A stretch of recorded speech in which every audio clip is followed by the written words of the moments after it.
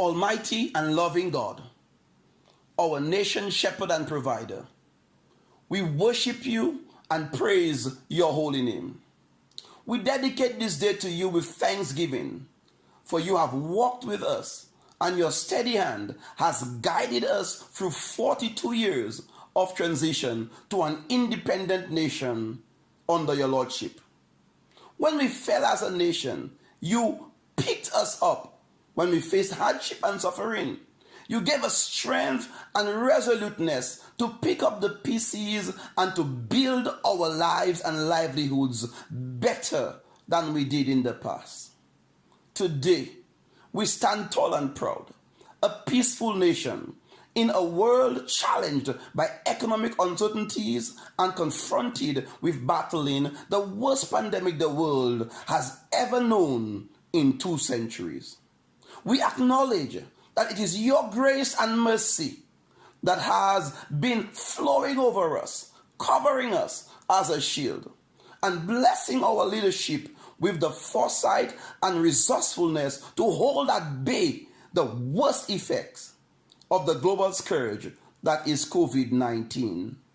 For this, Lord, we continue to be sincerely grateful. Lord, you have not abandoned us. Your hand of recovery and renewal has been carrying us to higher heights. Merciful God, as our farmers adopt new technologies to build a more resilient agricultural sector, may their labor find favor with you, thereby contributing to a more vibrant export sector and ensuring that food is always on the table of every family. We also ask that new knowledge and wisdom accompany the many micro, small, and medium enterprises as they utilize the resources provided through your divine providence to refashion and recover their businesses towards greater success. Lord, you have blessed us with an abundance of natural assets that are pleasing to the eyes and a soothing balm to the spirit. As we respond to the challenge of reinvigorating our tourism industry brought about by the pandemic, we ask for new insight and creativity so that sustainable growth may emerge within the sector. Creator God, you are our refuge and our shelter. We thank you for letting your face shine on our efforts at providing our people with resilient housing. We ask that you continue to lead us along the path of further and new opportunities for housing all our citizens who are in need. Lord, you are the keeper of endless riches and blessings. You have opened the door and paved the way to so much more for us in healthcare, in education, in physical infrastructure, and in providing stewardship to a more pristine environment. We ask today that your special blessings descend on the leadership of our country, the churches, parliament, private and non-state sectors, steering them along paths of constructive dialogue for the benefit of your people and to your everlasting glory. All this we ask in your holy name. Amen and amen.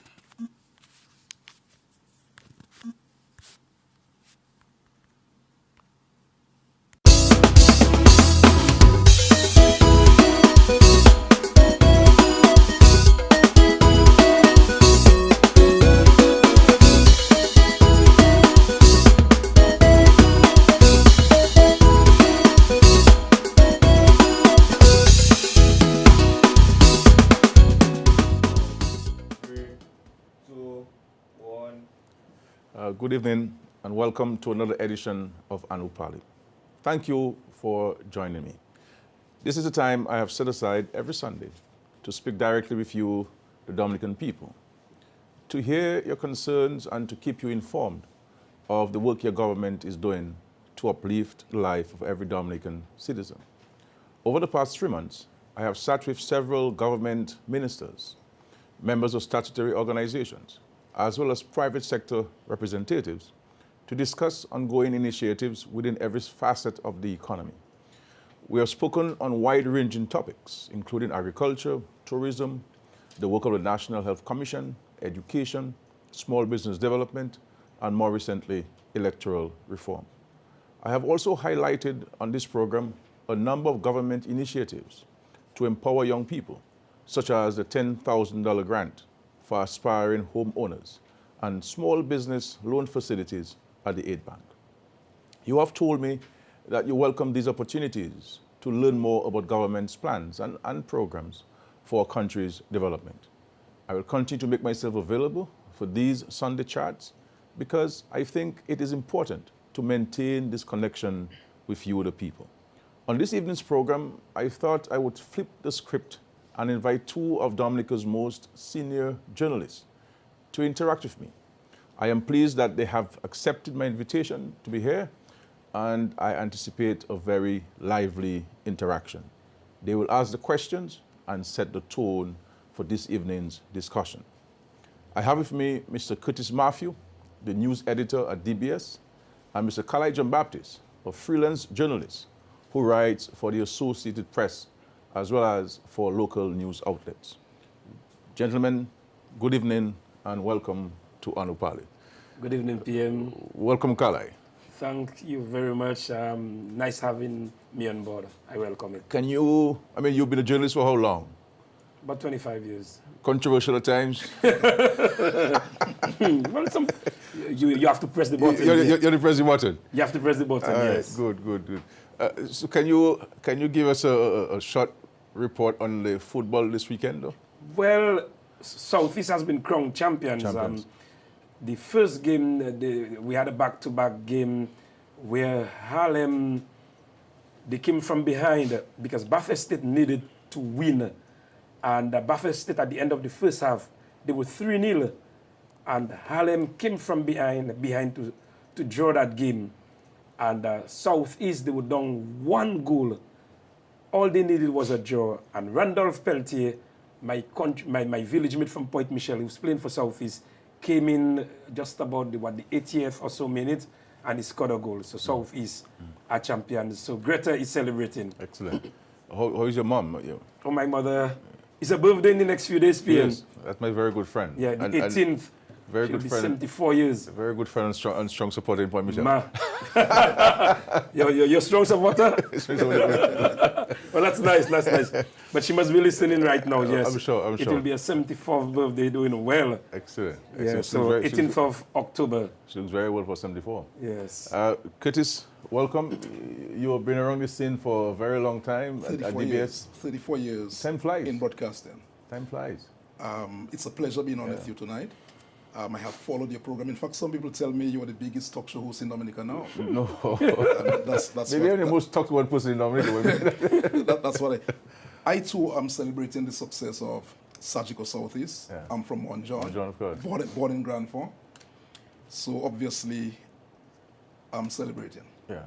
And how is your mom as well? Mommy is all right in Mont John at the Mont moment. John. The rest of the sisters, the large family, Yeah. everybody's all right, and I'm very sure they are tuned tonight to the program. I know we were doing some homes in Mont John, River Syriac, and there was a stoppage for some time, but all of the funds will be available, so I'm hoping that very soon these families will be moved into the new homes, resilient homes in Mont John. And thanks for coming, really. As you know, I have been the one asking the questions for the last several months. To various individuals and organizations, and I've decided to flip the script a bit and to invite you to ask the questions and any question you wish of myself on the government's activities. So what I will do, I will pass on to you. You will interchange as you so desire, pelt or shoot the questions at me. pelt and shit. So I will pass it to you. I will yield to seniority. Okay, Curtis. Yeah. Well, good evening again, Prime Minister, and all the listeners and viewers to this program. Prime Minister, many Caribbean islands have reported that COVID-19 has devastated their economies. Where is Dominica at this moment as we speak in terms of the Dominica economy in the COVID-19 environment? Well, Dominica's economy has been affected like every other economy in the world. You know, this pandemic has been dreaded. It is something that nobody expected or anticipated for 2020. You know, we prepare for hurricane season, but you know, we never thought that we'll be preparing for this pandemic. The fact is, as you know, our borders were closed for some time, and with your borders closed, it means therefore your tax revenue would drop because you're not bringing anything. And if business activities are not going on to the extent that they were prior to COVID-19, then that which they would pay into the treasury would also be limited. So, for example, we saw a decline in tax revenue in May 2020 by about 36.6% compared to the same period of 2019.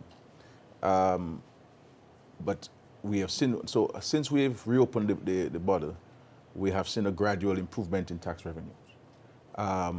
And so we are encouraged by the tax revenue that we're seeing, because the tax revenue, which is normally an indication of how the economy is doing, is positive news for us. But that doesn't mean that we are out of the woods altogether. We do not know how long this will persist. We are seeing second waves taking place in many countries. And what we have done is to put systems in place to mitigate against the impact of the pandemic on livelihood. So we have ramped up our social safety net programs and ensure that the existing ones are sustained. So the public assistance, the grants to 70 years and older, people of 70 years and older. We have maintained, and the only very critical point too is the maintenance of employment. Usually in this period, governments all over the world would want to see how can you go about reducing expenditure.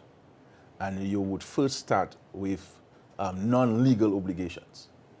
So if you have public officers who are not appointed or who are in a temporary basis, it is easy to send them home as a means of reducing the wage bill. But you know, my view on that the government is that we have to try in this period to maintain the dignity of every individual, and as far as practically possible, to allow people to be able to take home a wage, to be able to have food on the table for their families. So we've maintained employment levels. We have not sent anybody home. We have at all. People worked from home for a very long period of time, and we sustained that. We also maintain the NEP. The NEP is about $3.7 million every month. We could have easily taken a cabinet decision and cancel this altogether and save us $3.7 million every month. But we also understand how important the NEP is to those who are in the program, but also the benefit to the economy of Dominica. And we have ramped up on our agricultural livelihoods interventions by providing cash, not only inputs to farmers, but also cash to them to help them with farm labor. We have placed monies at the Aid Bank for Small Business Development. So there's some people who have not gotten, but I have received messages and met many people who have received. So it's not always good to look at those who have not received, but also look at the people who also received. The income support at the Social Security, a significant number of Dominicans have received this. We also have another program of direct cash to many families of about $500 US. And there's another program that's ongoing as well. All in an effort to cushion the impact of the pandemic on the population. We have also cut, in many respects, discretionary spending to ensure that the dollar that we have can be stretched as far as possible. So, simply put, we have seen a serious impact. I mean, the IMF, as you know, had projected for 2020 a 5.5% economic growth for Dominica. and that was on the heels of the 5.8% in the previous year. So this year we're looking up to a very, very positive year of 5.5% growth. And I mean, we woke up on January 1 hoping to hit the road running, only to be told of this pandemic, and then the country, Dominica, moved into a preparatory mode, like the rest of the world, in trying to understand this virus and what we need to do to mitigate Dominica against the risk of coronavirus. So things are continuing, and of course we are trying to push a number of capital projects, large capital projects. So we use the COVID period where we were in a lockdown state to work 24 hours. And so we have been able to get a number of high value capital projects. The East Coast Road, $126 million. The housing, push housing even much farther. So this is why we kept construction ongoing rather during the pandemic period, because we know that we needed some kind of activity to ensure that people could have food on the table and money in their pockets. Before Kale comes in, I just want a follow-up question. Citizenship by Investment Program, where are we with this program during this COVID-19? Well, in the initial months of the COVID-19, there would have been a decline similar to the decline in tax revenues, because everyone was in lockdown. So there were no government departments open, people couldn't get the police records, you couldn't get the due diligence reports done, people couldn't file their applications. The good thing about Dominica is that we have an online portal. So we were able to still get some of the applications uploaded during the shutdown period. So it has been impacted as well, which is expected, but I believe we are seeing gradually an improvement in the numbers because there has been a reopening of many countries and the borders in many countries. So we are hopeful. We are hopeful. This is unlike a hurricane where only Dominica is impacted and the rest of the world is fine. The entire world is impacted, and so we're very hopeful that we will see a continued improvement. The good thing about this is that, notwithstanding the decline, all of the projects that we have, or the hotels, they never stopped. They never stopped moving on. So Anichi continued during the pandemic up to today, thank God. Jungle Bay used the opportunity of the shutdown of the hotel to complete the property. So they built additional villas, a new restaurant, and I believe a swimming pool, additional swimming pool, and other amenities. We have Hilton by Curio, which is based in Salisbury. They ramped up construction, and they're doing very well. The housing never stopped.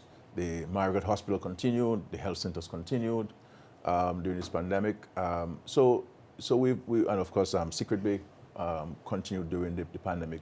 So where the CBI funded projects are concerned, we did not see a slowdown. We did not see a stoppage up until today, I believe the 4th of October, and we look forward to that continuing by the grace of God. PM, earlier on this year, you had a press conference where you stated that a number of people are owing the government, and you give them an ultimatum. Where are we now, and what is the latest position as it relates to this ultimatum that you gave people who have been owing the country millions of dollars in taxes? Yeah, as you know, since then we have made an offer to individuals who owe the country. In the budget address, we offered to waive all penalties and interest of all taxes, which is unprecedented, really. VAT, because the legislation in VAT does not allow you to waive these penalties. But we've gone to Parliament and made this pronouncement, and to give people a period of time within which to pay. And so it is from August, I believe, to the end of November 2020 to pay. We have seen some people come forward to pay. We continue to encourage people to do so. We believe it is in everybody's interest to take advantage of this particular offer by the government. And we continue. I mean, the point is, and I also believe too that the Inland Revenue has to be a little bit more proactive in engaging tax persons. We're prepared to facilitate people. We understand sometimes people may have challenges and so forth. So but it's important for us to have the revenues to be able to do what we need to do. For example, is COVID-19, and the sheer cost of managing COVID-19 is huge. You know, these are funds we could have used to do a lot of things within the health sector or the economy as a whole. So we have the amnesty on. It ends in end of November, and my encouragement to people is to come forward and to make arrangements to pay. So if you say you owe 10,000 and the interest penalty is 10,000, then that is cleared, and then you could work something out for this period of time up until the end. So we will not really force you to pay the 50. I mean, we would love for you to pay the 10, sorry, right up front. But if you do not have the cash flow to pay the 10, you could pay 10 this month, 5 this month, sorry, and pay 5 in November with a clear understanding. And then the 10,000 will be waived, and you would become current where your tax liability is concerned. I also want to ask another question as it relates to, because you spoke about the budget. Yeah. The issue in the budget, you spoke about land taxes and you give some concessions. Yeah. And the lawyers, they are saying that basically you've gone over and above, that you ought to have consulted with them, and what you did was not right in law. How do you speak about that? Well, Parliament makes laws and Parliament amends laws.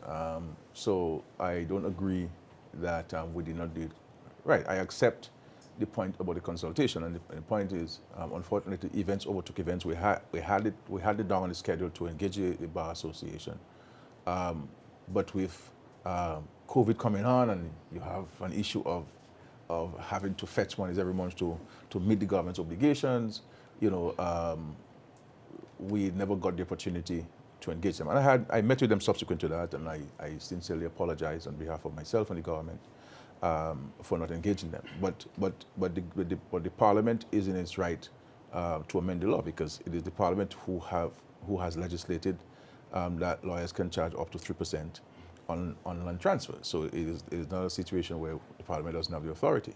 So we do have the authority. So there are two things. We reduce on government fees by about 40%, 40%, and we reduce the lawyer's fee from 3% to 1.5%. I met with them, and we had a very respectful engagement, and I must say that Mrs. Evans John, Mrs. Evans, sorry, Felix Evans, Miss Harris, Joel Harris, and I believe Miss Coffey and Mr. Murdoch met with me, along with the Financial Secretary, and they made a proposal. So they have subsequently written to me, and it is a proposal that I am prepared to take to the Cabinet and to look at favorably. They offered a different approach. I mean, I understand their case. I understand their point. I don't necessarily agree with it, but I understand it. And that is what we have to do. I may not agree with them, but I understand where they're coming from. And I am prepared to consider favorably their proposal of having a tier system in terms of looking at different land values and saying, okay, well, if it's X value, it should be 1.5. If it is Y value, it will be 2%. If it is Z value, then it will be 3%. So I'm looking at this, and I'm hoping that this coming week I can conclude on this particular matter, because we have to go to Parliament to effectively amend the legislation to allow it to happen. Because there must be a timeline. Yes, we're within the timeline. Mm-hmm. We're within the timeline. And the point is, I said to them, this is for 1 year. So it is not a situation. And sometimes even I have arguments with the Ministry of Finance. And when I try to see if I could reduce on duties or taxes, they may talk about revenue forgone. But I say, look, I mean, if somebody is going to pay less tax, there's always the view that they want to spend more. You see what I'm saying? Because it's somebody cheaper. And then even if it might be 10% lower, and sometimes there are taxes that you get nothing from, because it is too high, and people may not want to buy these things. But if you reduce it, then you may entice people to go ahead and buy, and then something that you're getting no revenue from or little revenue from, then you see an increase. So, and sometimes the institutions like the IMF don't see this thing because they look at fiscal policies and they look at things in a very rigid manner. But at the end of the day, I have a greater responsibility than these institutions because people have to eat and people have to be facilitated.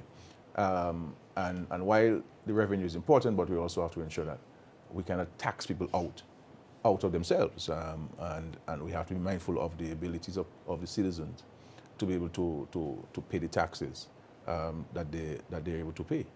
PM, just before Chris comes in, but the lawyers are still saying that basically they are losing revenue. And yes, you're saying that you should have consulted with them, but they're saying that, look, we are losing revenue and you are hurting us. But they'll have to present the facts. I mean, they'll have to present the facts. I don't have the numbers that they're talking about, so I do not have access to their office files to say, well, they have lost money. People can say many things. So I am not going to seek to discredit their argument because I don't have the fact before me. I don't think, but from our perspective, I don't think the decision of the government would cause them to lose money. If people see that there's a dramatic reduction in the transfer fees, many of us who have properties there and we were unable to pay the fees would not want to go and do it because this is a one-time offer. And so if I'm going to be saving $40 on every $100, I would want to move very quickly. And so if you have, and let's face it, the issue of transfers and so forth, there's nothing in law which says that only lawyers must do it. Anybody can do it. Right. So we have to understand that. And my understanding from the records of the registry, the number of citizens who have gone to do the transactions on their own, a huge percentage of this. So I think I would not want to engage them in any argument on this. I think the discussion which we had with them was very helpful, was very respectful. They have made certain suggestions to myself as Minister of Finance, and I am prepared to give serious positive consideration to their request.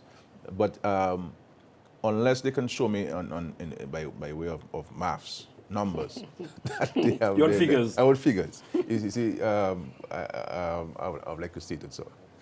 Prime Minister, I want to go back to COVID-19 and Dominica's response to the pandemic. Are there lessons you think to be learned from Dominica? I'm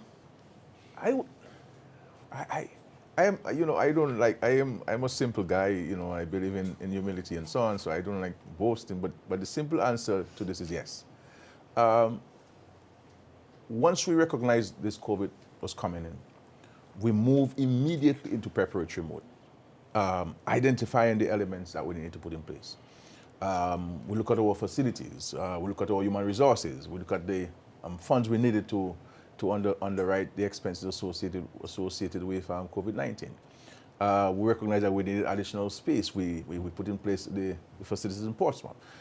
So we spent a lot of our time planning and preparing for COVID-19. So, and while we followed WHO and the Pan American Health Organization's guidelines, we also adapted those guidelines to our own unique circumstances in Dominica.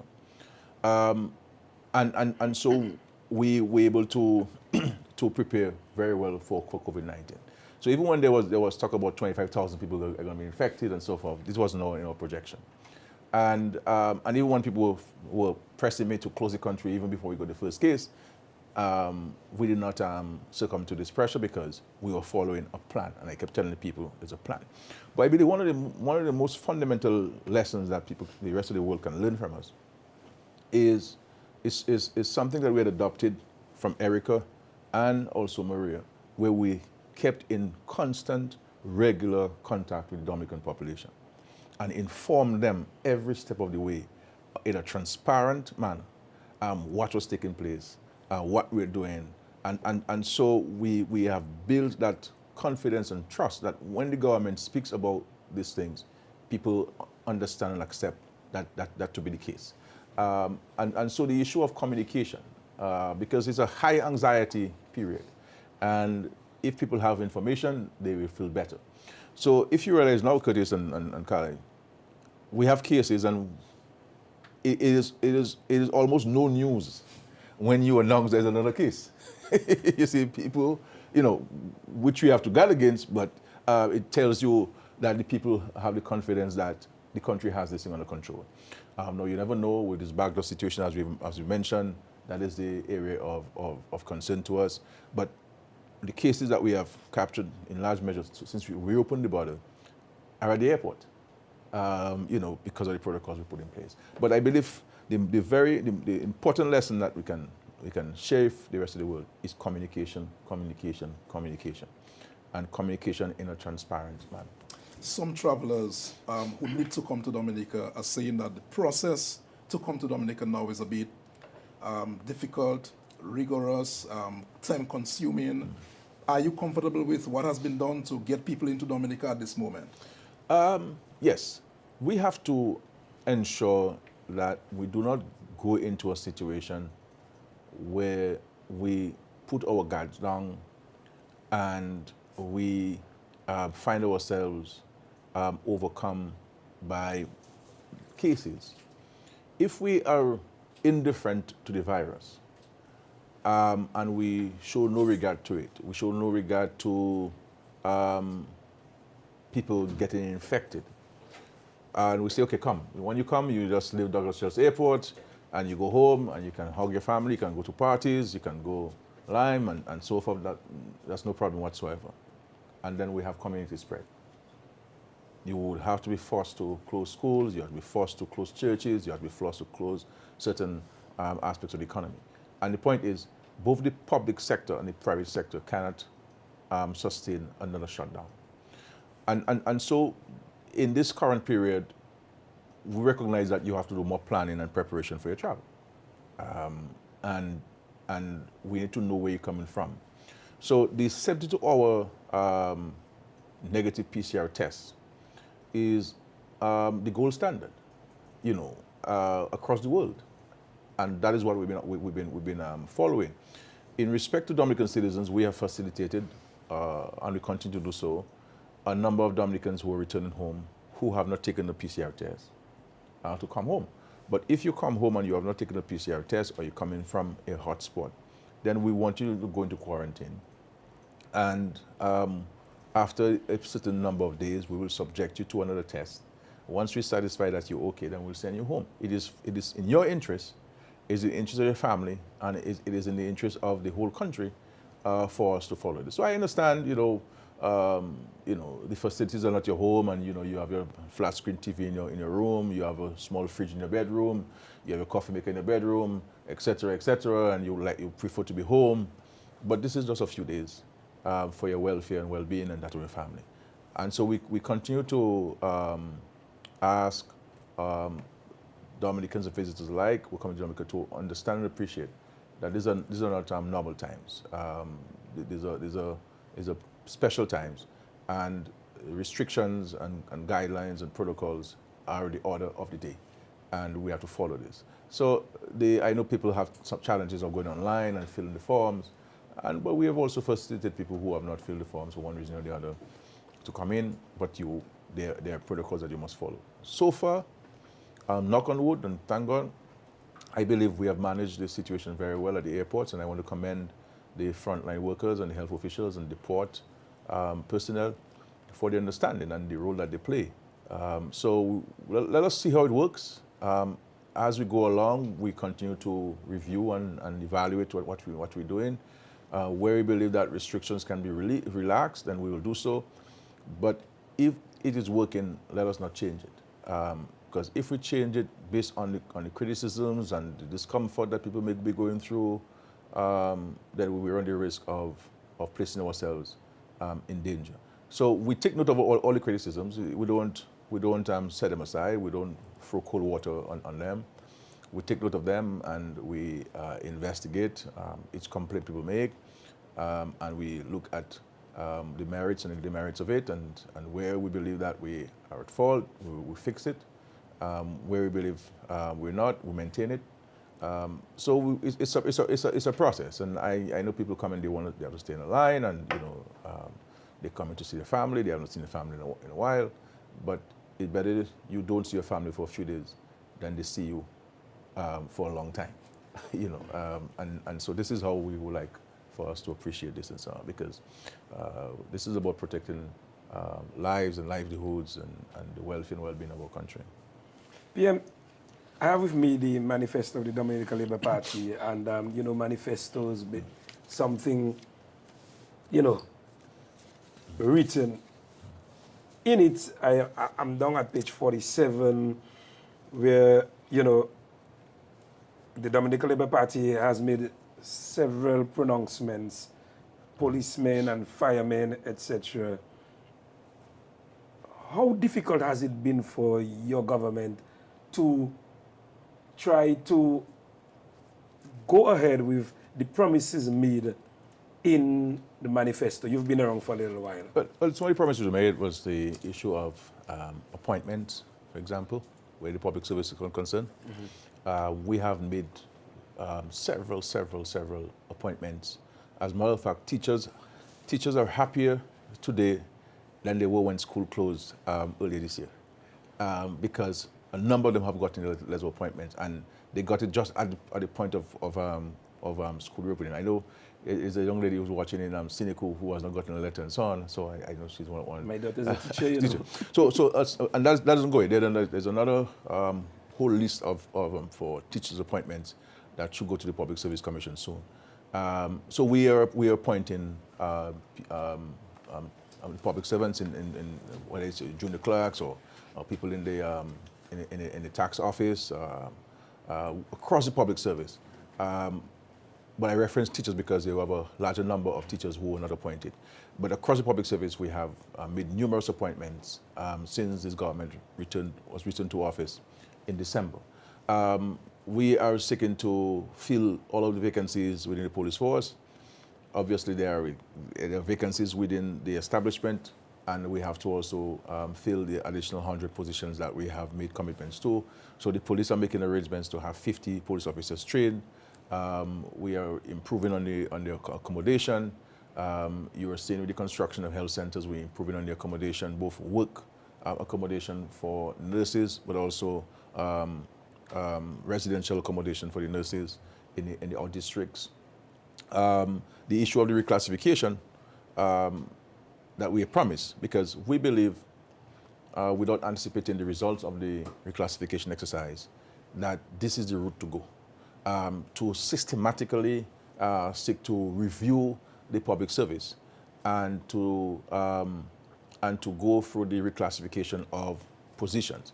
By simply just tweaking a little salary for a little salary increase every triennium, in our view and the view of the unions, is not the way to go.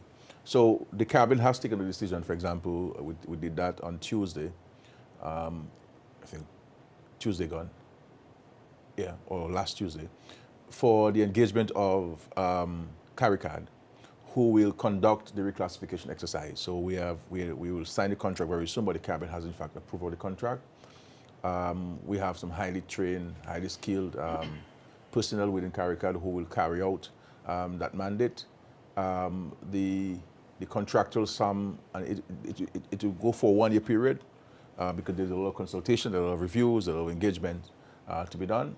But it will start on the 1st of November, and it will go for 1 year, the process of review.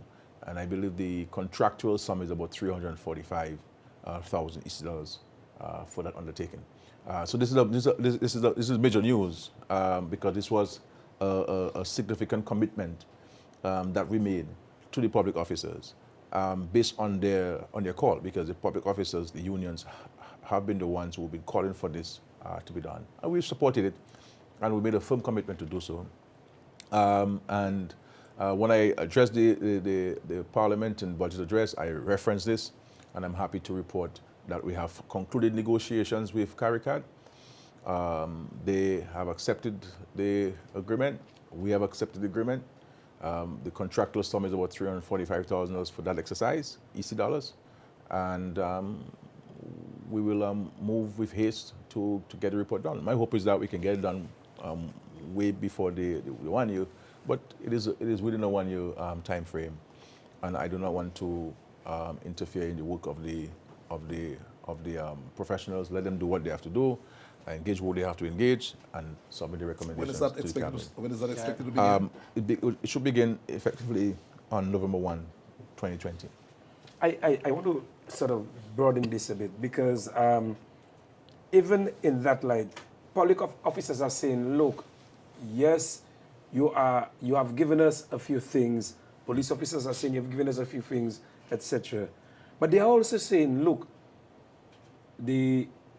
whilst they agree that you have given them some stuff, they're saying that, look, the housing as it relates to where you're living now, they're saying that the cost, and you've agreed that, yes, it is slightly exorbitant, but they're saying that, look, you could have looked for somewhere slightly different or that sort of thing to sort of ease the burden on the taxpayers of the country. If any one of them can find somewhere cheaper, let us know.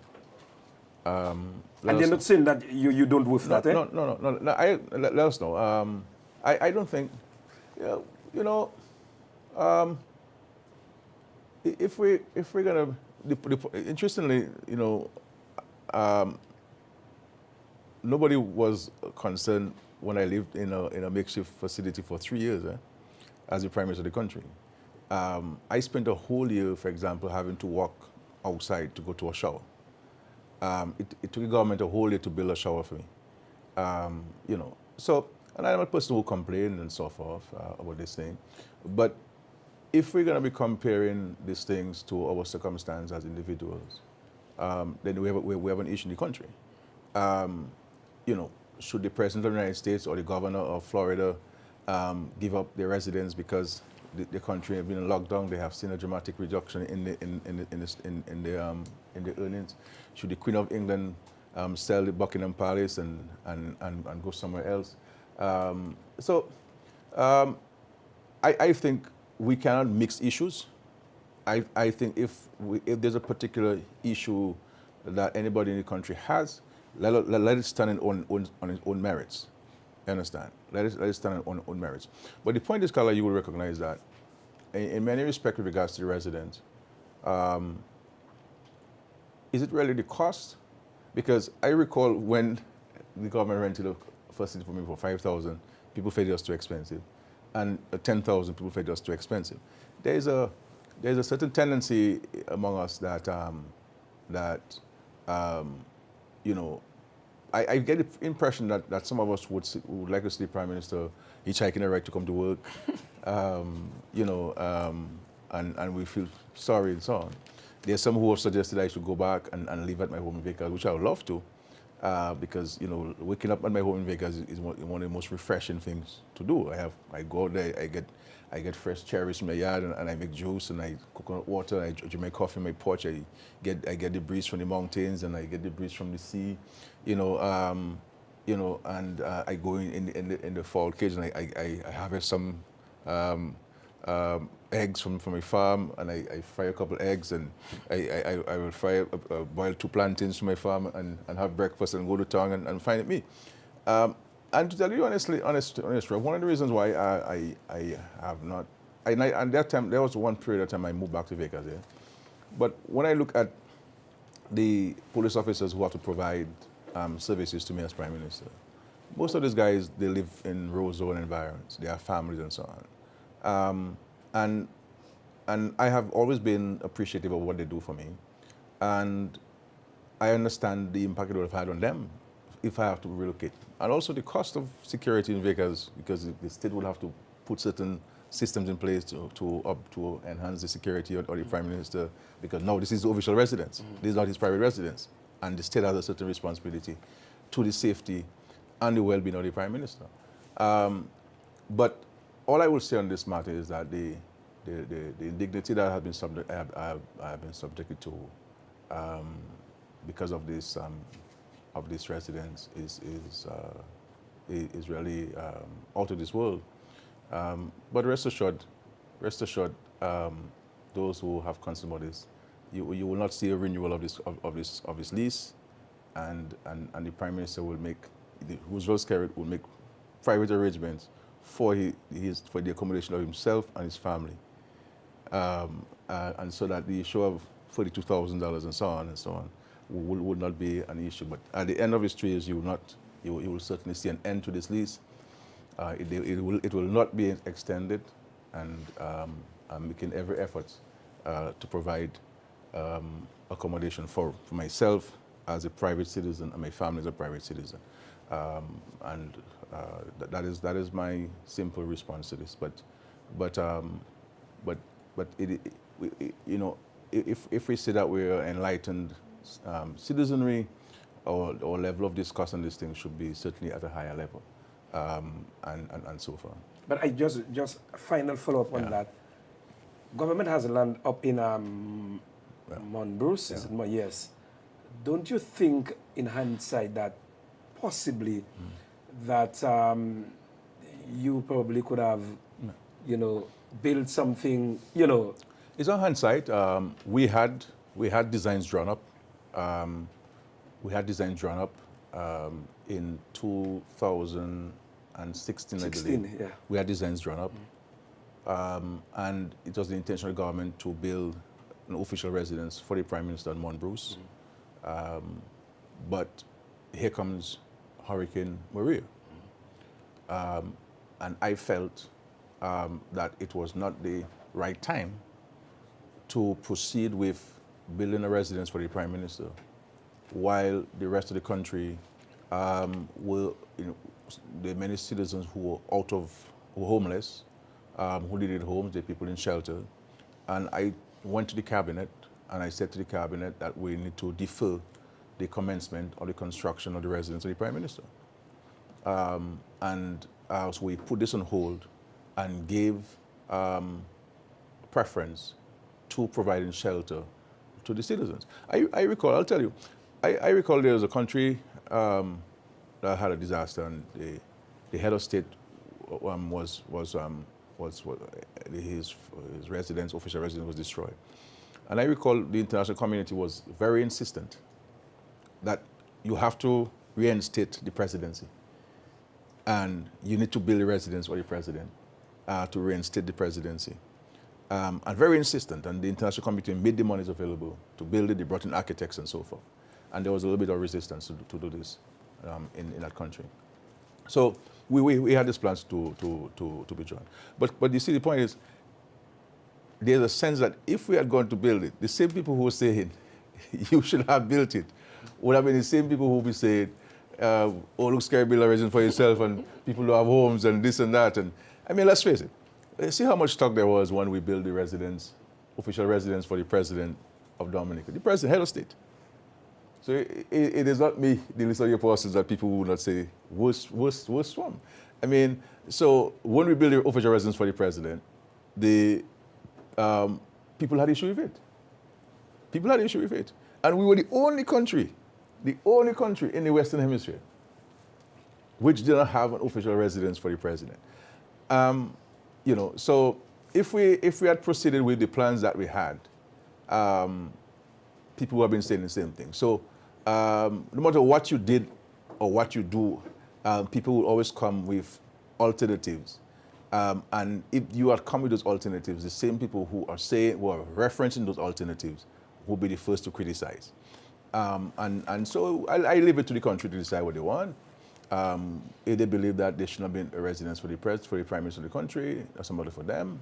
It is their money, the taxpayers' money.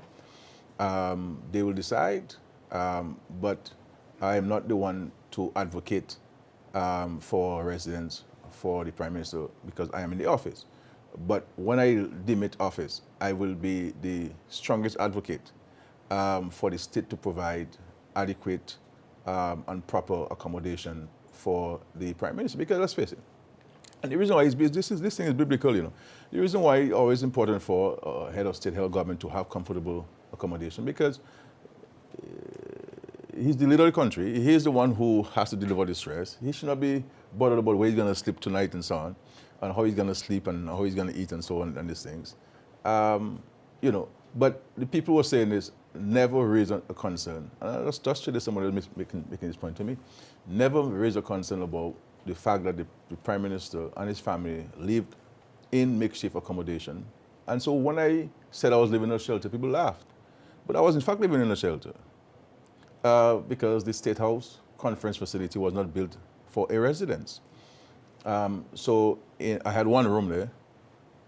So people thought I was, even the leader of it thought that I was living with the president. You see what I'm saying?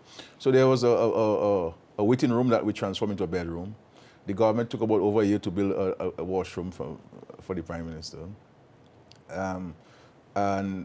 So we had 2 beds in this bedroom, one for my 2 children, one for myself and my wife. Many people would have come to this conference room. You saw a long table. I did work there, so if I have people come in and have meetings, they were there. I have a dining table right there, and I have a living room there in one large hall. You know, so, and then if my wife and myself were using the shower, then the kids would have to go across the hall to a place where you build a shower to catch a shower, even if people were there. And so, you know, I mean, for me, these things, you know, people know me and know my family. I'm a cool person. I don't let this office define me. I don't make any extraordinary demands on the state. I am, you know, and so forth. But and this is also about housing. Housing is a basic need for anybody. So it's a matter for the state. The cabinet has appointed a cabinet subcommittee to look at the official residence of the Prime Minister. I know they've been meeting. But insofar as myself, you will not see me staying in this residence beyond the 2-year period. Prime Minister, many organizations, and of course the now Prime Minister of Barbados, Mia Mottley, have made recommendations for electoral reform in Dominica. Why is it necessary now for the government of Dominica to seek or to secure the services now of Sir Dennis Byron to do the same? Well, I mean, the issue of electoral reform has been on the agenda for some time. We accept, as a country, that there had been no electoral fraud in Dominica. There have been free and fair elections in Dominica. People have elected a government of their choosing, a member of parliament of their choosing. But we recognize that in every system, there's a period where you have to evaluate and assess and review and revise. And also, we're the first party that would have invited international observers to observe elections. These observers made recommendations on how they believe we could improve on the administration of elections in Dominica, and to cause our system to be aligned with international best practices. And we accept those recommendations. And we were advised on how to go about addressing this. So we needed more staff, we needed equipment, we needed legislation. We brought in the Commonwealth sent in an expert to review the legislation. They accepted that this legislation would meet the objectives and would certainly align Dominica to international best practices. We, as you know, the records will show that we went to Parliament to get legislation passed. We experienced challenges there. Now, I felt that it is better to take this process out of the government's hands and put it in the hands of an independent arbiter. And so we searched the world and we searched the Caribbean, and we came up with the personality of Sir Dennis Byron, former Chief Justice of the OECS Supreme Court, former Chief Justice of the Caribbean Court of Justice, a member, a Privy Councillor. You know, he worked in UN courts, well respected and so forth. And so we have decided to engage him. Now interestingly, Curtis, when I made this announcement last year, December, there was no objection. Nobody said no. Nobody said this guy is not good. Nobody questioned his integrity. Nobody questioned his ability. Nobody said anything. And if you realize from election up until the announcement was made of the engagement, that the contract has been entered, the agreement has been entered with Sudanese and the government, there was no talk in Dominica about electoral reform. It was about the residence of the Prime Minister. It was about 25,000 people going to be infected with COVID and the government is not ready. But nobody spoke about electoral reform. The moment opposition elements see that the government is serious about this thing, as it said was serious, then you have issues about Sudanese and so on, and so forth. So we believe that by removing this thing from the hands of the government, then nobody can say, well, okay, well, the government is pushing this thing on this particular view. I mean, and I really, we can't question the integrity of Sudanese. So what I've decided to do, in addition to Sudanese, is that I have written to the OAS, the Secretary General, my friend Luhial Magro at the OAS, and the Commonwealth, asking that they provide to us an expert from the organization to work alongside Sudanese, so that we don't only have Sudanese, we have international actors, the Commonwealth, who's been noted for its election observation across the Commonwealth, and the OAS, who's also noted across and so forth. So we've written to them to offer us an expert who will work alongside Sudanese and to ensure that all of these international best practices in electoral reform are met and so forth. Now, if I keep saying, if we say we support something, why do we oppose it when it is happening? The cost. They're speaking about the cost. My brother. I mean, let us not be peasants in this country. I mean, you're talking about a man of. I mean, as a matter of fact, Sudanese is doing this at this cost to us because we're an OECS country. I mean, if Sudanese had to rely on the UN fees and other international organization fees, or if we had to use somebody who is as eminently qualified as Sudanese to do this stuff, you're talking about the millions. We must stop in this country looking at what people are entitled to based on what we're making, or our own individual circumstance. That is not how we build a country. If we want to get to somebody's level, we must work to get at a person's level. We can't have this crab in the barrel mentality where we believe that everybody must be at the same level. No. We have to aspire to this thing. So we cannot compare this fees and say cost. This thing is what Sudanese is doing for us is a joke, you know. So we have to ensure the show of the fees. I mean, this is not. And if we're gonna get the kind of professional guidance that we say we need in this process, then we need to have the qualified people. So I don't think we should. How are you going to how are you going to get that money? Through our own revenues. If we say we want the process, right, and there's a misunderstanding or disagreement between the opposition and the government, what process do you follow to seek to achieve consensus? You understand? And we have decided to bring an independent arbiter to the process, to examine the law. I mean, there's nobody who knows our constitution as good as Sudanese, and who knows our laws as better than Sudanese. So this is the person we're bringing in. But we can't keep shifting the argument.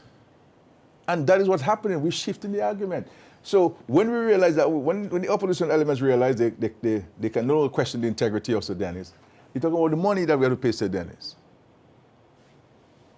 You see what I'm saying? So these things cost money. It's like the issue with carry card with 445,000. Do we think that's a lot of money to the kind of work people have to do?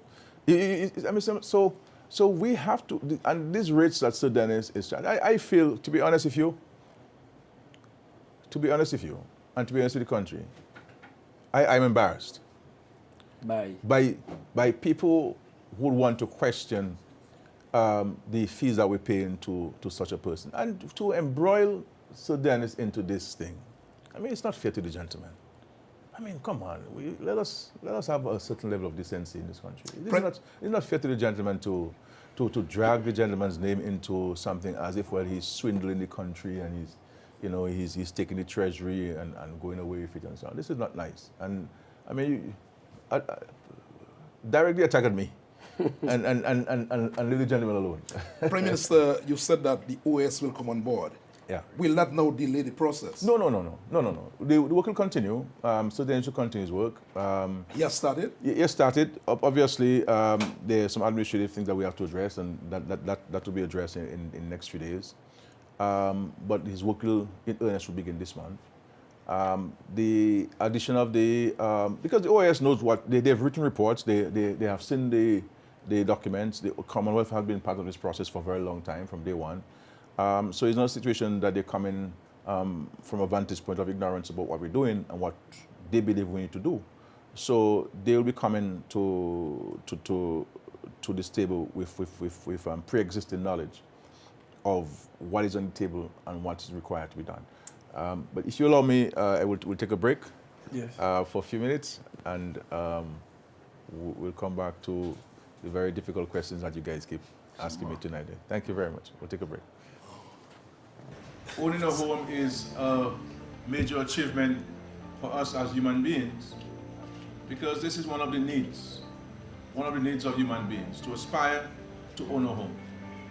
And through the efforts of the government, you are being blessed with a home. And as we all know, we all have different circumstances in life.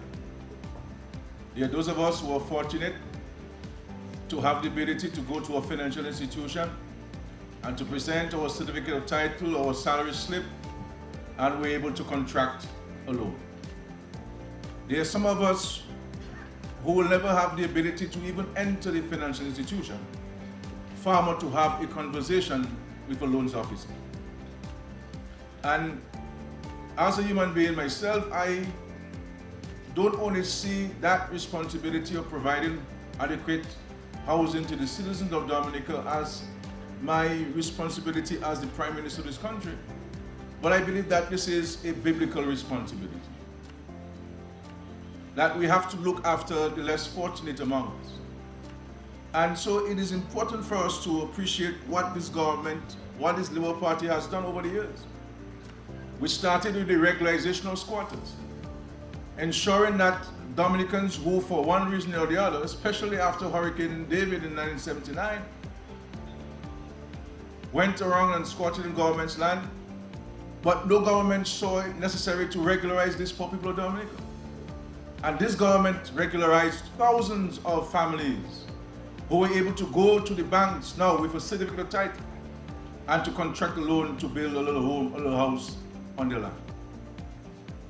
And we moved to building homes. We moved to providing funding to the financial institutions, to the aid bank, to the government housing loan boards. And I recall having received visits from a number of public officers who were saying to me, Prime Minister, I cannot go to the government housing loan board, neither can I go to a financial institution, because I am not on the establishment, I'm not appointed. And when I looked at the legislation, the Government Housing Loan Board Act, and I recognized that they could not contract a loan from the Government Housing Loan Board, we went to Parliament and amended the law to allow non-established temporary public officers to be able to contract a loan from the Government Housing Loan Board. And this allowed many of them to own a home in Dominica today. And when we look at the landscape of Dominica, and we compare it to, say, 15 or 20 years ago, we can see the vast number of homes that have been constructed because of the facilitation of this Dominica Labour Party. When you feel a sneeze or a cough coming, covering your mouth prevents the spread of germs. You probably knew that. But the way you cover up also matters, and that means breaking a habit you've held near and dear all your life.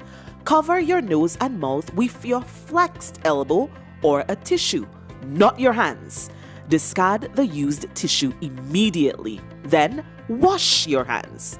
Help stop the spread of germs. Remember, your health is your responsibility. A message by the Health Promotion Unit of the Ministry of Health, Wellness and New Health Investment, Dominica. Le ou senti ou pral estenye ou bien tousse, couvri bouche ou, empêcher partager virus. Peut-être ou kon sa déjà, mais façon ou couvrir bouche ou très important. Couvrir nez ak bouche ou ak coup de poignet ou. Ak papier hygiénique, c'est pas ak main. Jetez papier hygiénique là immédiatement après laver main. En aider suspendre gaye germe microbe. Songez, santé ou c'est responsabilité ou. A message by the Health Promotion Unit of the Ministry of Health, Wellness and New Health Investment, Dominica. All right, thank you. Welcome back. I will hand over to our two distinguished journalists. Just to say to folks who are asking, where's Matt? Matt, in fact, was invited, but he decided not to come. I'm not sure whether somebody told him not to come or that's on his own volition. You want to ask me that question? But maybe you may know. But he said that he's invited you several times to his show and you've chickened out. No, I don't think so. So that is for you and him to deal with. So he's asking you to come to his show, PM. Okay, all right. So you have to make that thing, fix that. So I have to call him? Right. Okay. Good. Okay. Courtesy, seniority. You've given me the opportunity to work. As usual, Thank you very much, Carly. Prime Minister, the appointment of the Electoral Commission, where are we with this at this moment? Well, the appointment of the Electoral Commission is really a decision of His Excellency, the President. The commission is made up of 5 people, as you know. A chairman who is appointed by the President on his own, determination. And there are 2 members appointed by the President on the advice of the leader of the opposition. And there are 2 members appointed by the President on the advice of the Prime Minister. As I understand it, the 4 members, the 2 from the opposition and 2 from the government side, are in place. The President has been so advised. And I believe the office of His Excellency, the President, is working on the appointment of the chairman. And so it is really the office of His Excellency, the President, who will be the one to make such an announcement on the issue of the appointment of the chairman. I'm hoping that, so that hasn't been done yet. So as it is now, as of this evening, we do not have yet in place a chairman for the Electoral Commission. I'm hoping that very soon that will be. Is that a concern, Prime Minister? I mean, it is the commission is not fully constituted, so it is always a concern. But in this situation, the President can't impose himself on anybody.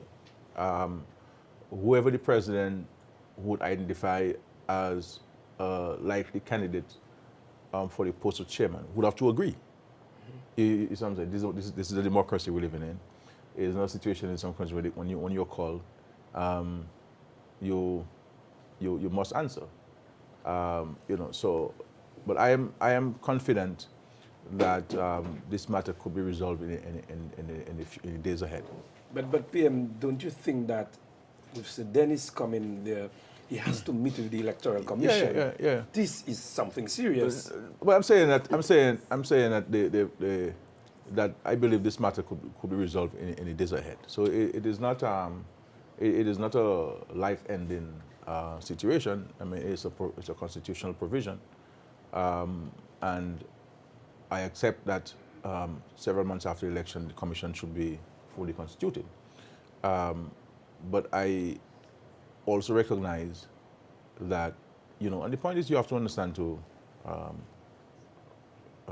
that with the advent of the Integrity in Public Office Act, there are many people who would like to serve, but who do not want to serve in the capacity as chairman, because they have to report to the commission every year, and 2 years after they would have demitted office.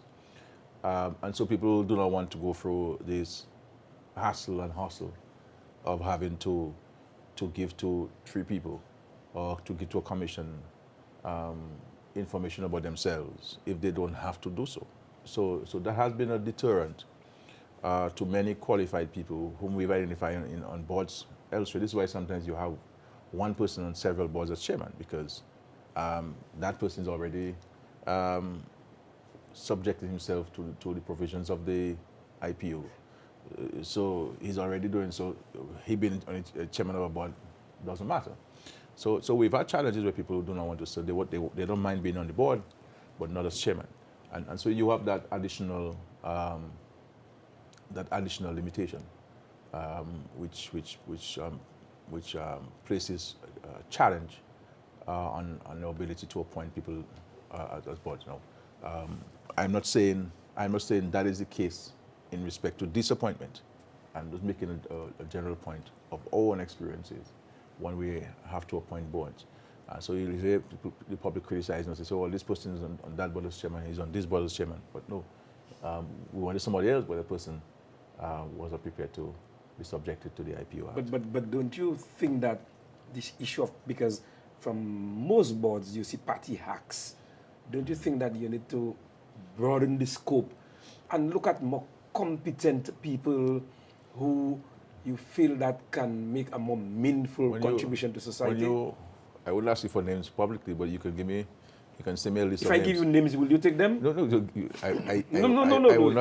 I'm not saying to you that I will necessarily go with names that you recommend. No, but if you know of people like this, let me know.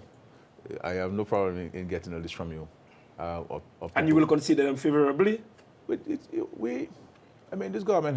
This party that is in government, the Labour Party, has had a history of engaging people, This is the center of our engagement. We engage people, we consult. Which government has consulted more people than this Labour Party government? None. All put together.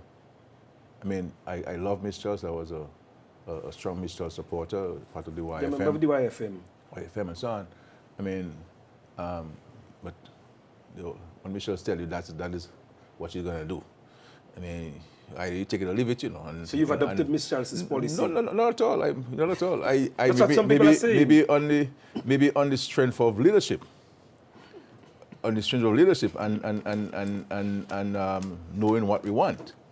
And sometimes people may misplace strong leadership, and they may say you're arrogant, or you may say you're not a people's person, and so forth. But it's about having confidence and being bold. So Ms. Charles was a bold lady. She would speak her mind on issues, and we appreciated that. But in terms of consultation, I don't publicize people who are institutions which I consult on a daily basis, but I consult a lot of people. Even in this year's budget, for example, a number of the recommendations that came about in this budget came from people who I consulted during the COVID period, a wide range of people I consulted, and in casual conversations and speaking about the country. What do you recommend to the government, and how the government can go about making life better for you? How can the government, what kind of policies or programs can the government implement to make people make money? To provide a more secure future for yourselves and your family. So I'm very open to this thing, and we consult widely. Obviously, there's an issue of consultation and who you can trust. If a man is out there trying to beat me up and to get me out of office, there's a certain extent of how you can trust that person. This is politics. This is about human relationship. But if somebody has an idea, anybody who has an idea, and who believe that they want to get it to me, I would love to get this thing submitted and so forth. But we also have to understand, advising the Prime Minister doesn't mean that the Prime Minister must take those actions.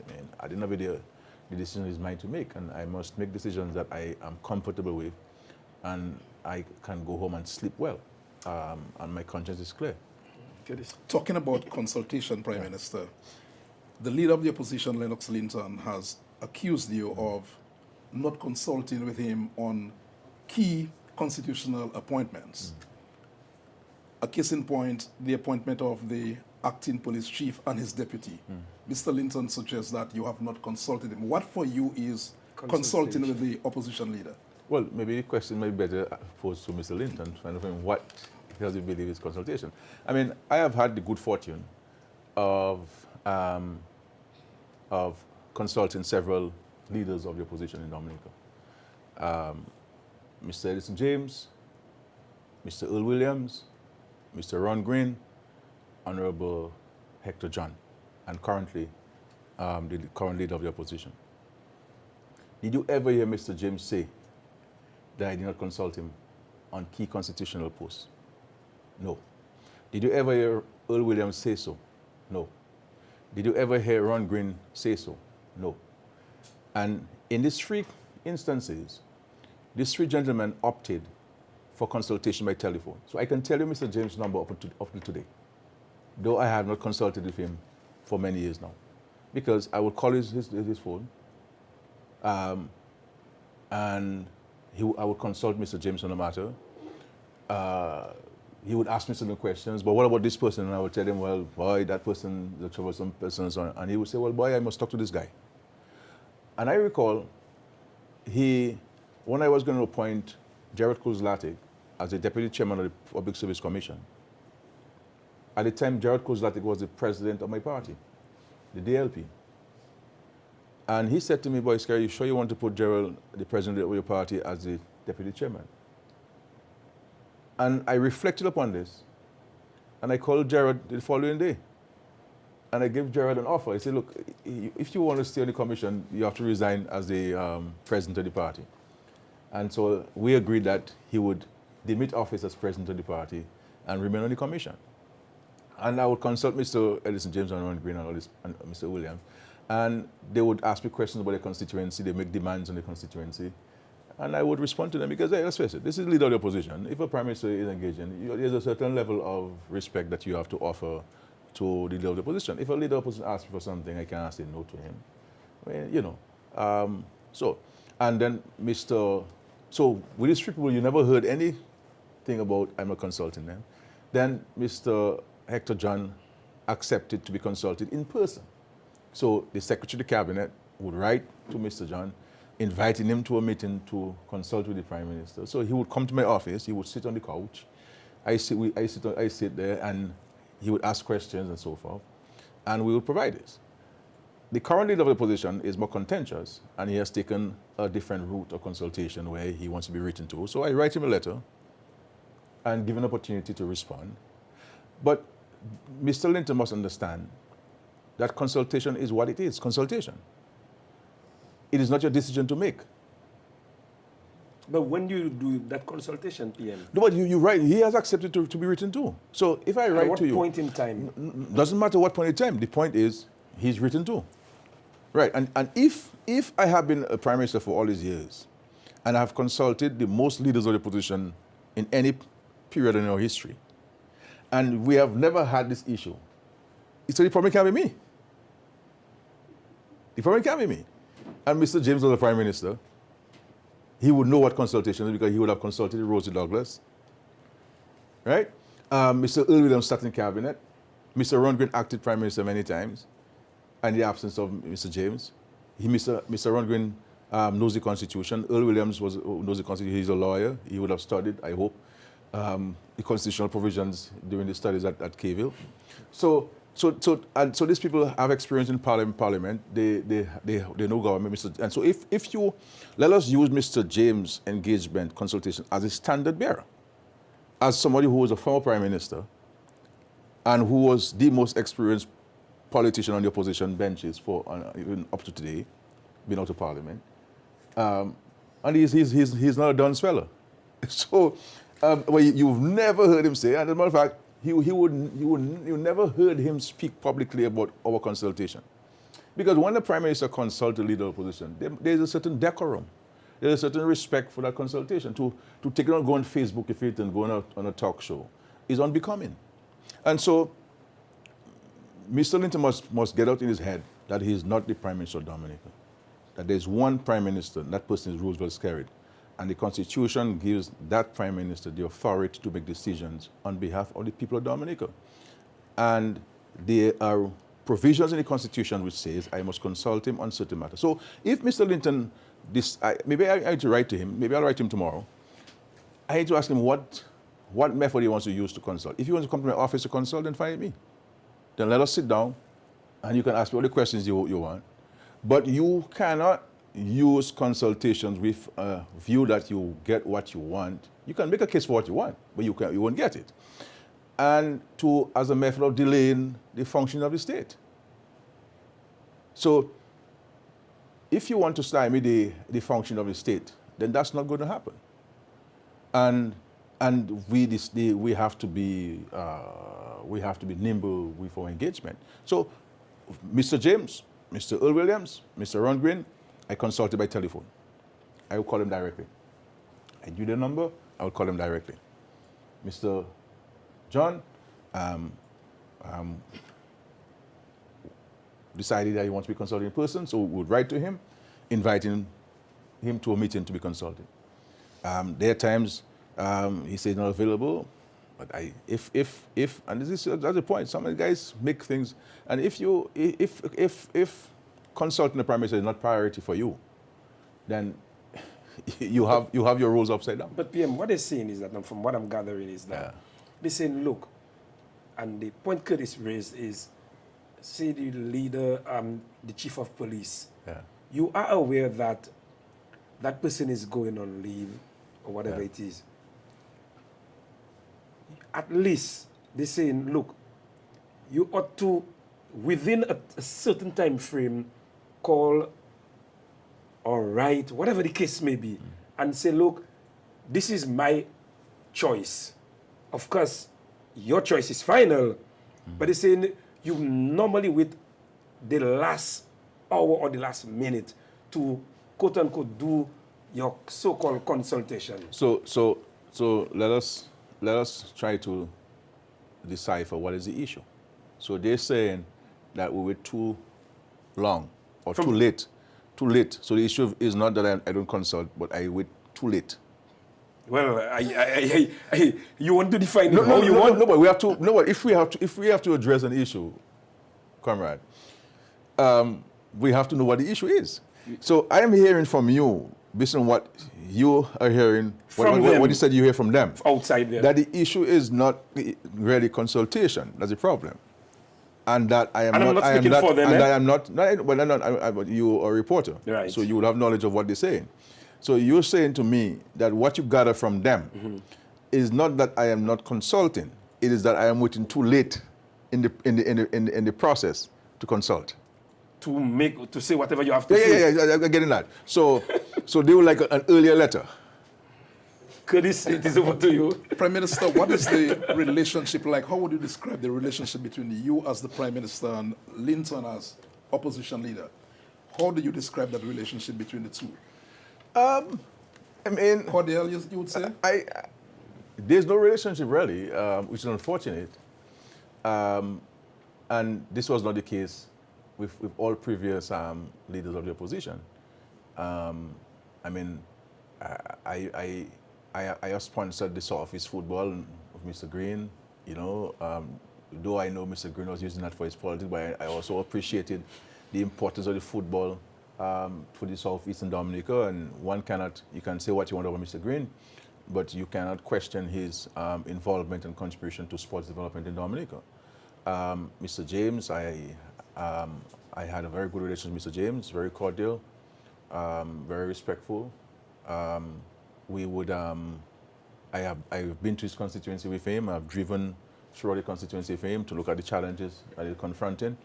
And I've made public, I remember going there, and when I left Marigot, I left having made a commitment of about $3 million, and including one project, I'll never forget this, the North End Water Project, that was money's $1.5 million that was allocated to improve the water system in Vekas. We had water, but it was intermittent. And I decided, when I saw the system that we had in North End, I took a decision here to redirect the funds from Vegas to Marigot, and a number of roads that we did in there, water crossings that we did in there, and so forth. So, my view is I have great respect for the office of leader of the opposition, and I believe that if a leader of the opposition would call me on a matter, that I have to make the time to respond to it, and to be helpful, you know. But the reality is, I don't think that Mr. Linton has come into this business to serve people and to make any sincere contribution to Dominica's development, and therefore he has a particular view about it. He is still carrying out his role and function as leader of the opposition in the same way that he did between you and me. But this is between you and the country. You see what I'm saying? And there are certain expectations of a leader of opposition. Yes, you have to criticize, but if you don't, I don't understand how a leader of opposition does not want to have a good relationship with government. I mean, that's absurd. You know, so there's no real relationship, and I don't lose sleep over that. We are reaching out to the people of Dominica, and we are reaching out to people of the American constituency, with Dayton Baptist in previous, and of course, Honorable Rivera, who is making a representation on people's behalf, and people are benefiting in Marigot. There's development taking place, and lots of things happening. But this matter for him and so forth. But we don't lose over this thing. We move on. I see the time is quickly coming down. Just want to ask you this question on the U.S. elections, due for November 3 this year. What does the Caribbean want to see from a U.S. government? Not talking about who's going to win or not, but what is it that the Caribbean would like to see from a government of the United States right now? Well, I don't want to make any reference to U.S. election. I'm not a voter in the United States elections, and I do not want to make any statement about the U.S. elections per se. But in respect to the relationship between the United States and the Caribbean, I think that there has to be mutual respect. I think the U.S. has to recognize that the Caribbean is a sincere partner. Dominica is a sincere partner. We have supported the United States on many issues, international issues. There are some things that we don't agree with, and not necessarily don't agree with them on, but we don't agree with them with the approach that they take on certain things. And in the Caribbean and the Western Hemisphere, is this region that we have particular knowledge that they may not have on how to deal with particular issues or concerns to them. And I've said so to them, and they know that. But I think we need to, the United States has to upgrade its relationship with the Caribbean. It can certainly do more. Even in security, they have been very helpful in security. In Dominica's case, we have been very grateful for the support of the United States government over time, with the U.S. Security Basin Initiative. But I've always said to my American friends, to the presidents who I've met, the secretaries of state, members of Congress, U.S. representatives, that they need to study a little closer the relationship which the Caribbean had at the time of President Reagan, removing the intervention in Grenada. But look at the relationship which we had there. It was excellent. And of course, President Clinton did some things where HIV/AIDS is concerned, and helping us with that, and helping us be where we are with the management of this disease. We will need to have access to the U.S. Markets duty-free. I mean, we have been certainly very loyal to the United States on this, and we would like them to have this duty-free access into the United States markets. Because we import a lot from the United States in the Caribbean. So the trading balance is huge. I have also said to them that the issue of education, I mean, I always tell U.S. presidents, how can you tell me you can't give a country a scholarship? I mean, we talk about universities give scholarships, but I mean, all small countries all over the world give countries scholarships.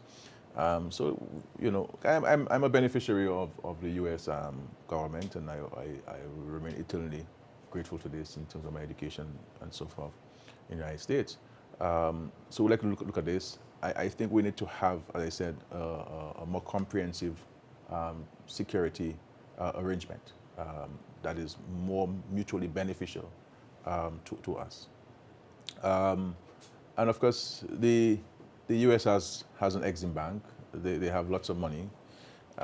They should allow businesses and governments in the region to have access to these vast resources at highly concessionary rates to help us improve our infrastructure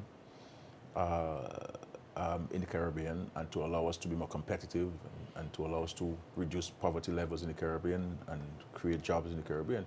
So we look forward to whoever becomes the president of the United States to have an engagement on this, and to look at things from our vantage point. But it's a country that we value very much, we respect very much, we appreciate very much, and I don't say these things lightly. But the U.S. has been good to us insofar as allowing so many of our Dominican nationals to be resident in the United States. It's a country of great opportunities. And many of us have been educated in the United States, and we're very grateful for this. I want to ask... So we look forward to this. We look forward to recalibrating the relationship. And I always say to them, you shouldn't come to us only when you need something from us. Don't be these politicians who come and ask you for a vote and then you don't see them at all for 5 years. Let's engage ourselves in the period. And if there's an issue, share your information and let us see how we can deal with the issue. But we are, as a Caribbean, coming from oppressive slavery and so forth, we are an independent people. We are of independent thought. And so we will express things that may appear to be anti the U.S., but it's not anti the U.S. It is anti a particular position that the United States may take. That is not in our interest, and it's not in the interest of the region. And a government is elected to serve first and foremost the interests of its country, and in our case, interest of Dominica, and secondly, the interest of the OECS and the interest of CARICOM. That's how we stack our approach to things. So we look forward to, and of course this pandemic has already shown that we're all vulnerable. The frailties of countries, the fragility of our systems. It has brought everybody to their knees. So we are all equals. We may have more resources than others and larger populations and so forth, but see what a little virus that we can see is doing to us. And so there's so much that can unite us. There's so much that we can work together towards addressing. And the things that we don't agree on, while we're working on building what we agree on, we can find opportunities to discuss and to find common ground on the outstanding issues. On the outstanding issues. So we look forward to this, but in terms of, I don't believe in interfering in people's elections, and I will not make a comment on that. But in terms of the relationship between Dominica and the United States, we have great regard and respect for the United States, and we look forward to us working with them in the future. I want to ask two questions quickly. Nature Island paper products.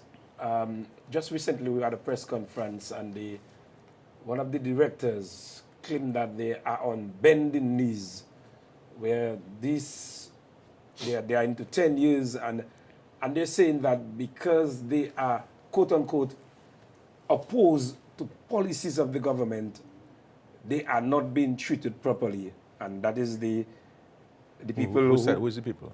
That's the people is a pronoun, so who are the people? Mr. Mackenzie. Yes, we had the toilet paper, and which was something good in Dominica. It's been there for a little while, and the concessions, they've gotten some concessions, but basically they say the factory is closed, and they are ready to open. They have issues, and they're saying government is not doing what it ought to do to assist them. Did they say what the government should be doing to assist them? More or less, yes. They're saying that everything is in place, but just one person that is holding them back. Who's that? And I assume we assume that one person is you. Well, and just before you answer that, I also want to talk about Portsmouth, this Ross University, Ross has gone, nothing has been happening, we don't know what is going on. We need to hear a little something about that. Sure. Yes. Now, if I did not hear what Mr. Mackenzie said. You didn't listen to the news? I didn't hear what he said. I mean, every time I get to listen to the news because I don't have lunchtime or break like most people. Okay, this can help so you.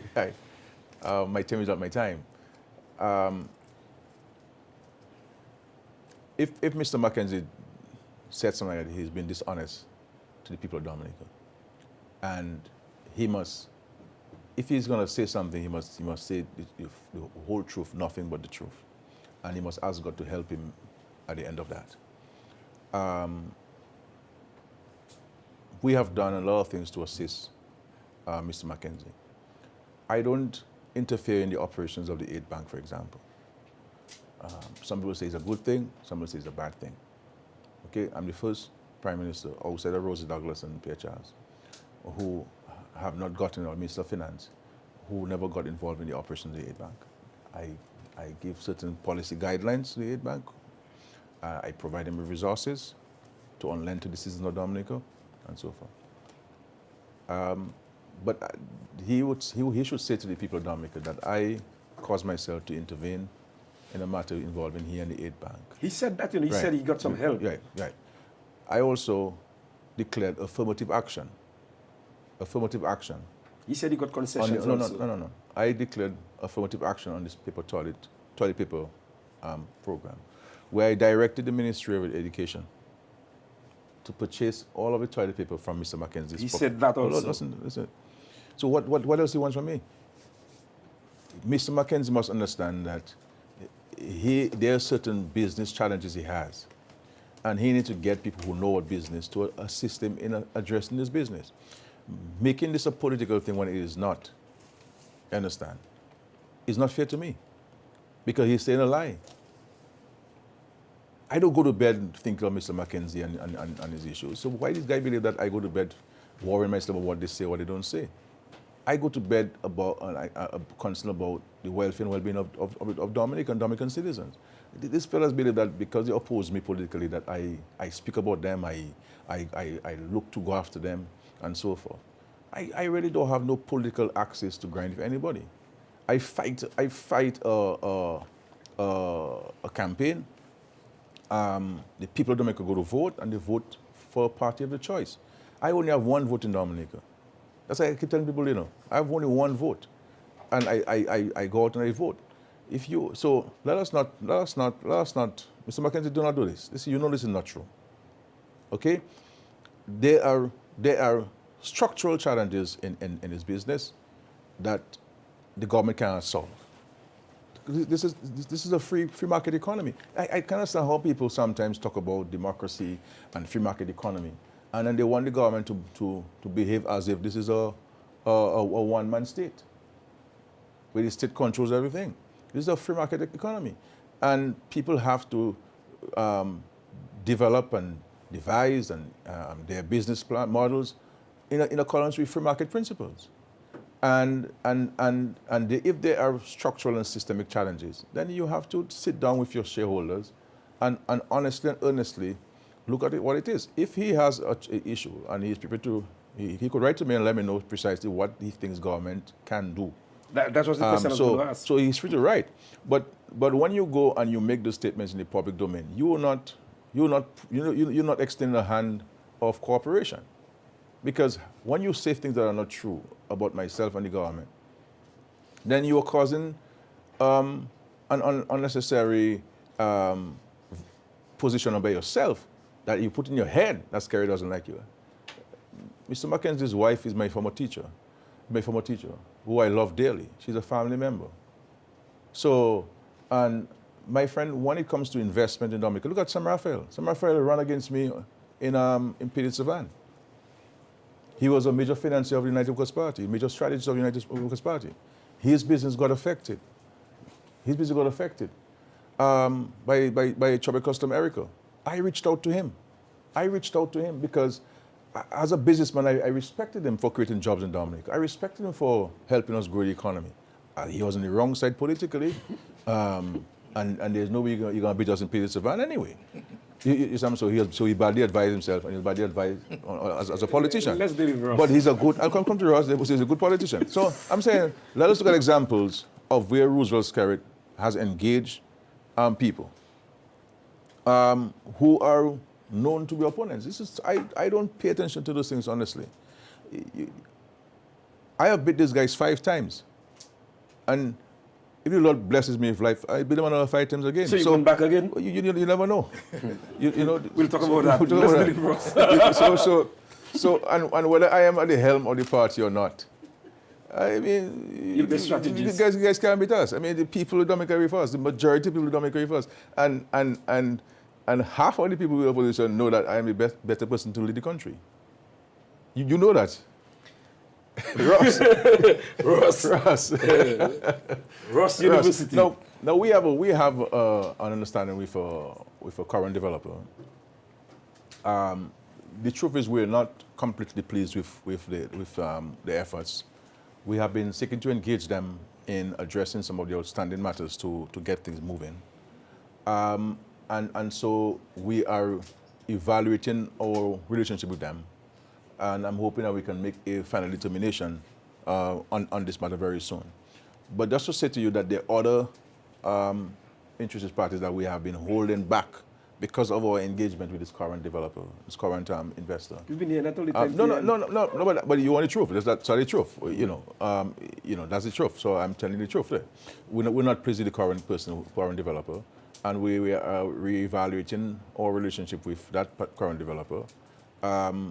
And if things do not improve soon, then we'll give consideration to the others who have been there. There are people who are there who are interested in moving into the properties like tomorrow morning.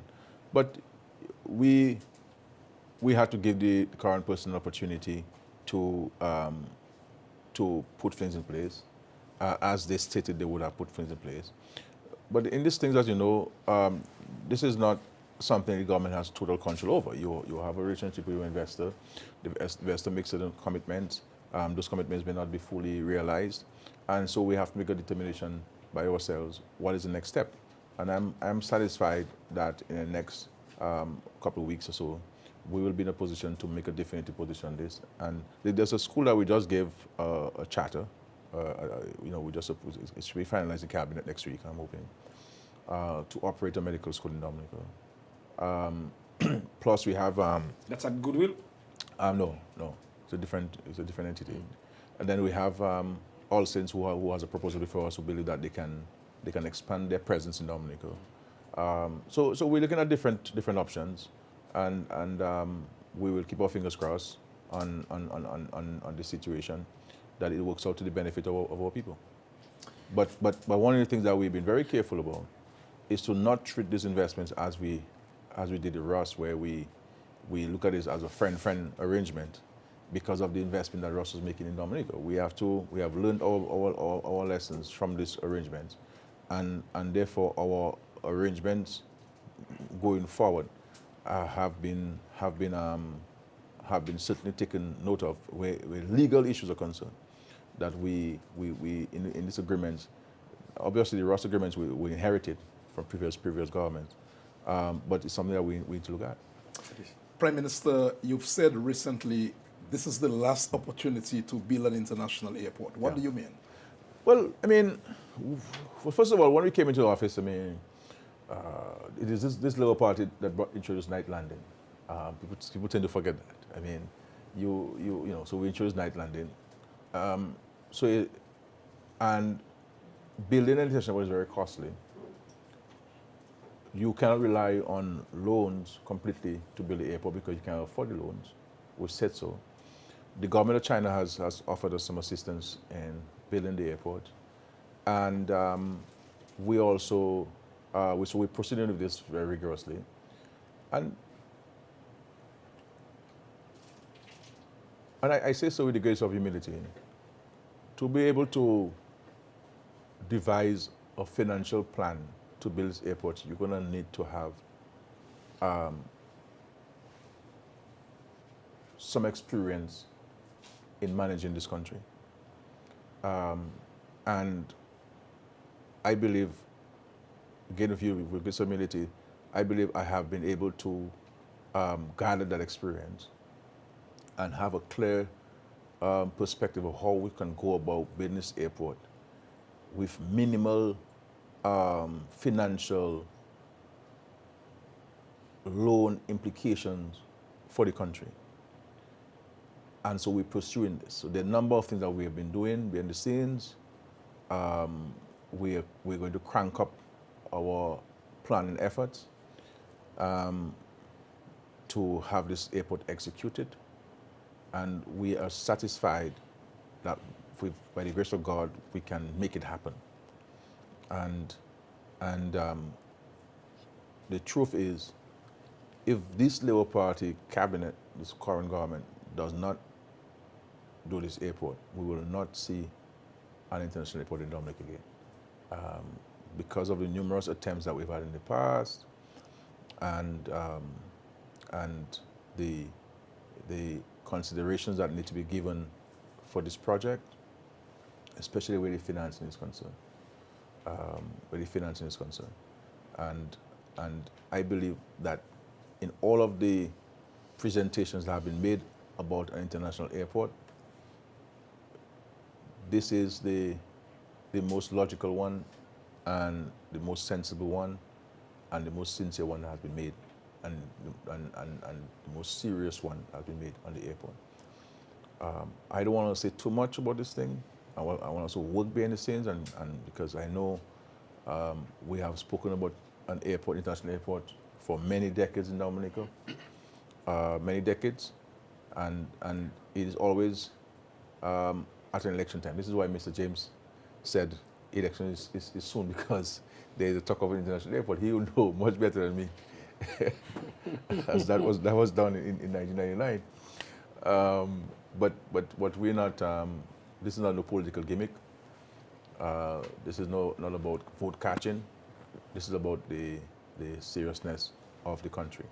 And I believe that we have made the investments in tourism with the rooms. We do need more rooms in Dominica, and we'll be pursuing more rooms. And for us to be able to sustain the investments in tourism and in agriculture, we need to have the opportunity of direct flights. I mean, airlines will come to Dominica. JetBlue would have been flying in Dominica had we have an international airport. I mean, American Airlines. I mean, they want to come in, you see, but we need the international airport. And by the grace of God, we will have this international airport. I am confident that we will. I will have it and so on. Yes, I'm told that we need to wind up. Wind up. My last question. Yeah, sure. On the 3rd of November, Yeah. you will have the opportunity to speak to the people of Dominica. What is expected to be the highlight of your speech as you speak to the people of Dominica in this COVID environment? Yeah. Well, I think one of the main points you will hear from me is the issue of calling us to unify ourselves as a nation. You know, we cannot continue this internecine political battle in Dominica. You know, Dominica is maybe one of the only countries in the world where you have an election and every day is treated as if election is tomorrow. You know, we have to be more sensible in this country and to understand there is an election every 5 years or within every 5 years. And whoever forms the government, we all have to respect this and accept this. And we all have to focus on improving the lives of the people of Dominica and ensuring that all of us partake in what the country has to offer. We cannot leave people in a perpetual sense of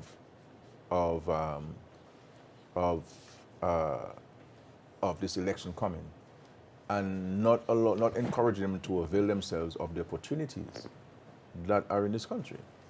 And we have to go back to the point of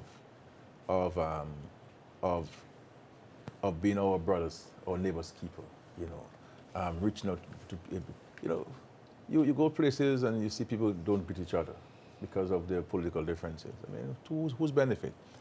I mean, see what happened to us after Hurricane Maria. as a result of Hurricane Maria. I mean, we all were brought down to our knees. We all were on the same level. So my hope is that we can really move away from this political battle. Let us be friends and family during the 5 years, and when election comes, we break away and we fight the battle, and the best team wins, and we move on, and look forward to another 5 years to fight it. And so this is really one of the main themes in my Independence Day address, calling for unity, and ensuring that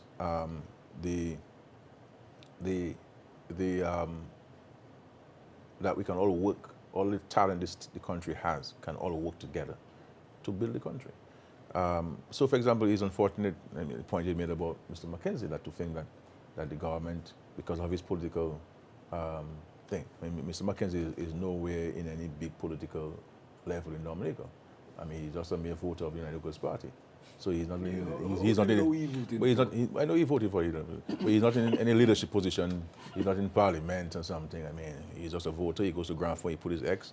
He's lost 4 times there. I mean, so, I mean, what's the issue? I mean, my brother.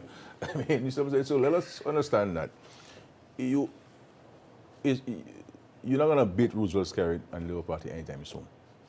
So let us work with Roosevelt, Skerrit and Labour Party to build Dominica. That's what people should focus on. And I believe that if people focus on that, everybody will be better off in Dominica, and the country will be well off.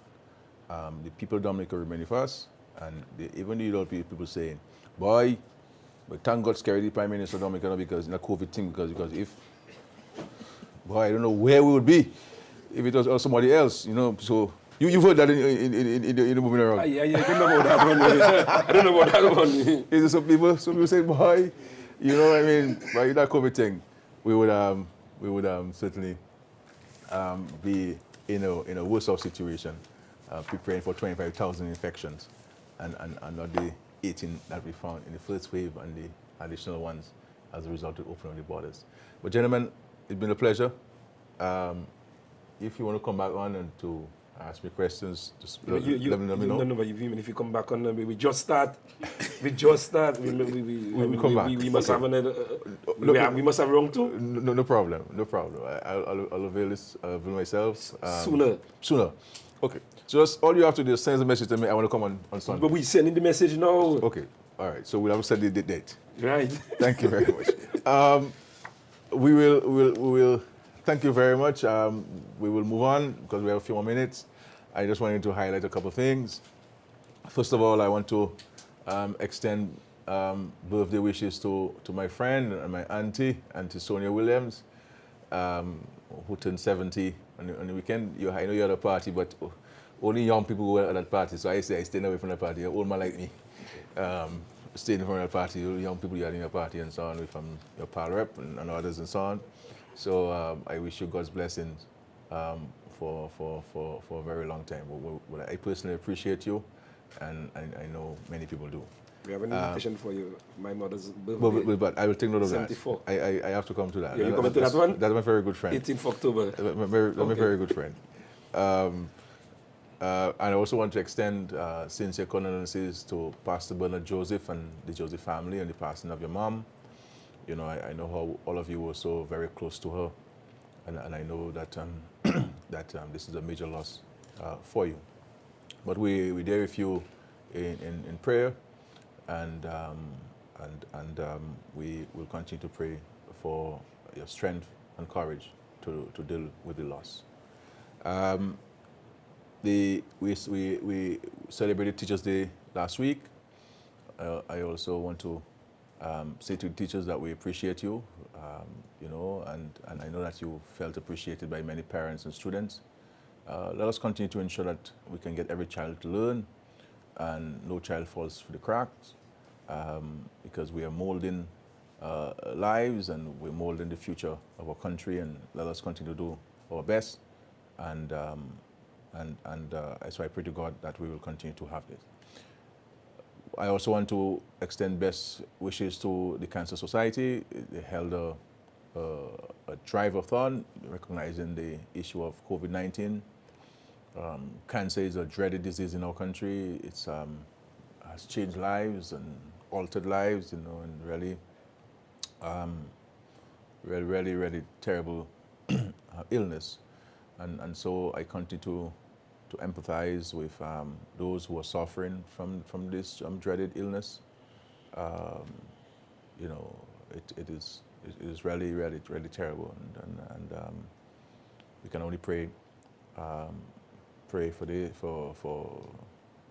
those who are suffering, and salute the survivors. Many of you have already fought a good fight, and you continue to fight a good fight. I know my friend and auntie there in Teacher Vina don't mind me mentioning her name, but I have the greatest admiration for her efforts. She being a cancer survivor herself, and one of the major advocates, of those who are suffering from cancer, and we've been able to facilitate the financial support to many people who she has brought to us, and she has, and so she's a wonderful human being, and she has shown us that we can fight this disease, and you see her now. She looks like she's 25 years old, having retired so long ago, but it tells you of a great mind and the great spirit that she has. And that's, I always tell people, fighting the disease is 80% mental. If you tell yourself you're going to fight it, you'll fight it, and once you have a good support system, we will certainly have it. Tomorrow we have a Dominica Entrepreneurship and Innovation Hub. That'll be officially launched at the Jungle Bay tomorrow at 9 a.m. This is in conjunction with the government of Dominica, the Organization of American States, the DIC, and the DIC, seeking to build capacity of local businesses to drive economic activity, and this event will include content and resources that address entrepreneurial education and innovation for business development. And it will also provide young entrepreneurs with the support and knowledge needed to manage and run profitable and resilient business enterprises. And so we want to thank the Organization of American States and the DIC for their partnership with the government, where several young people will be exposed to this much needed guidance as they seek to build their small and micro businesses, creating jobs for themselves and creating jobs for several of the compatriots. So we're very happy to be part of this. As I indicated in my question session with the two journalists, based on a question asked about the reclassification exercise, we have taken a decision of the cabinet to engage CARICAD to undertake the organizational review and reclassification of the public service.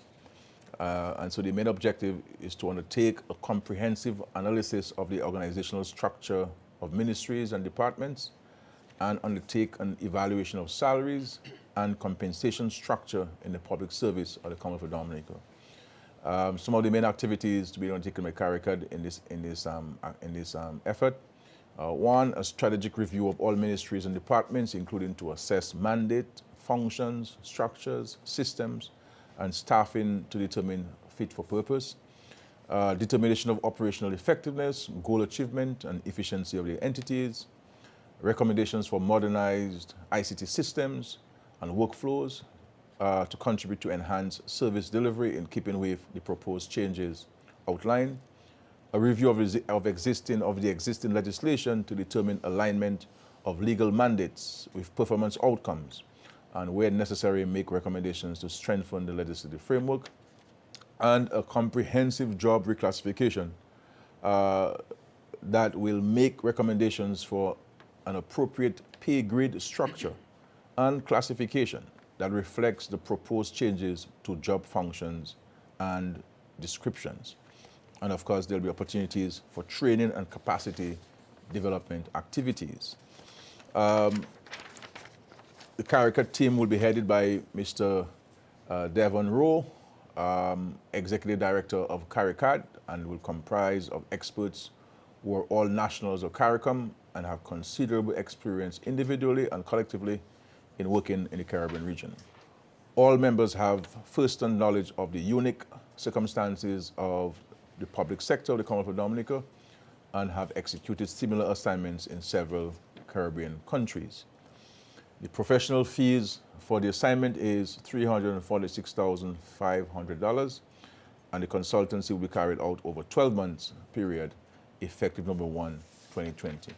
So there's no need to divulge a cabinet decision. This is effectively a cabinet decision, so there's no need to circulate on my boy's kitchen. I can send a copy to my boy's kitchen if they send me an email address, so I can see a publication of my boy tomorrow morning. I said on the issue of the international airport, where efforts have been worked on, and at some point later, I will have a more comprehensive update to the country.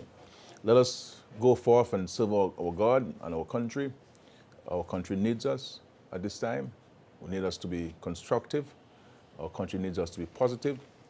And let us be reminded of this very famous quote from the deceased President of the United States of America, John F. Kennedy. Ask not what your country can do for you, but what you can do for your country.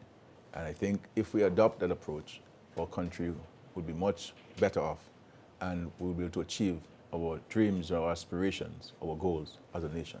Let us not be complainers, but let us be doers. There's a problem, let's solve it, if we can. If we can't solve it, let's reach out to a neighbor who can assist us in solving it. The Lord has been good to us. This has been a challenging year. I know many of us are looking forward to the end of 2020, but the Lord giveth and the Lord taketh away. Blessed be the Lord. And we're Christian people, and those of us who are Muslim brothers and Hindu brothers also subscribe to that same principle as dictated by our good Lord. So let us not only thank the Lord for the good that He has done for us. The Lord knows best. And He also reminds us that He will not give us more than we can bear.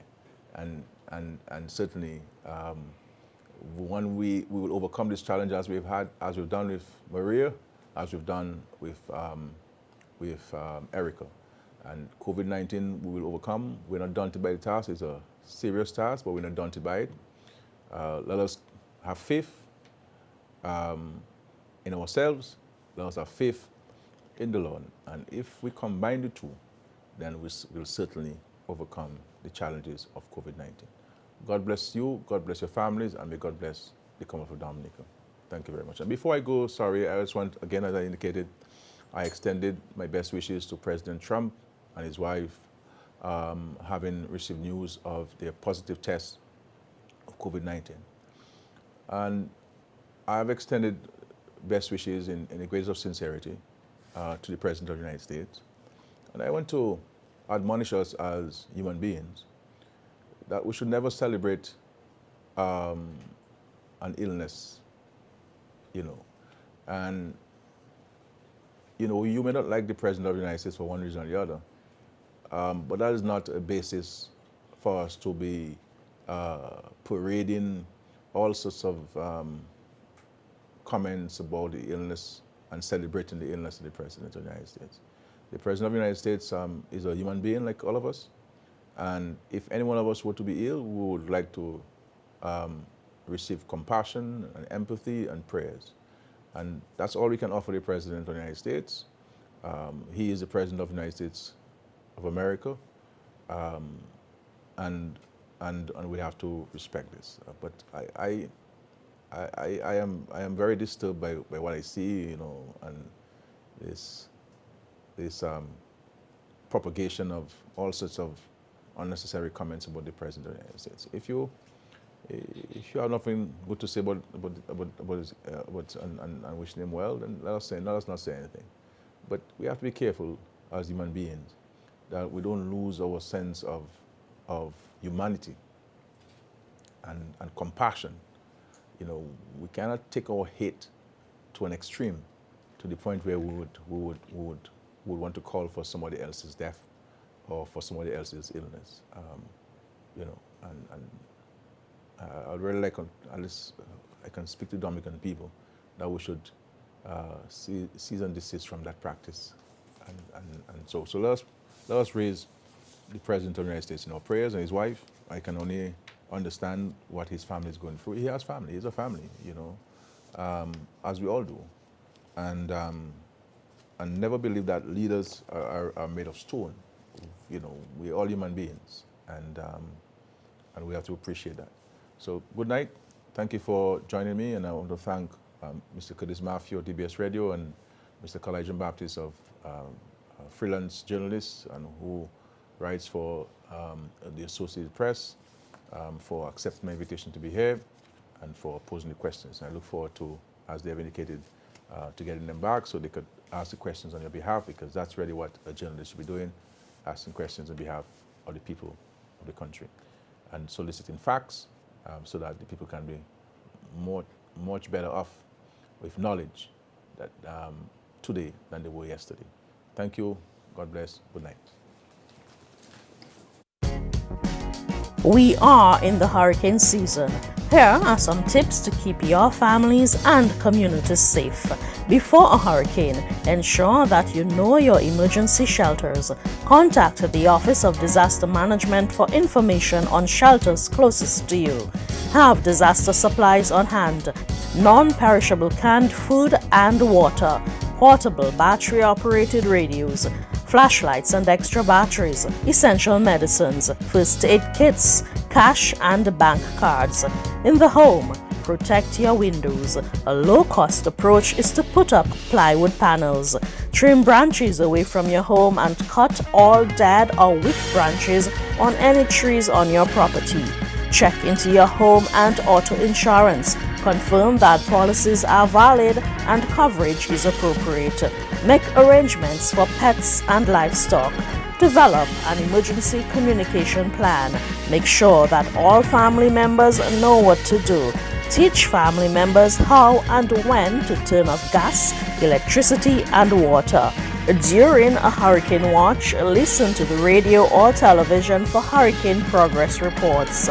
Avoid open flames such as candles and kerosene lamps as a source of light.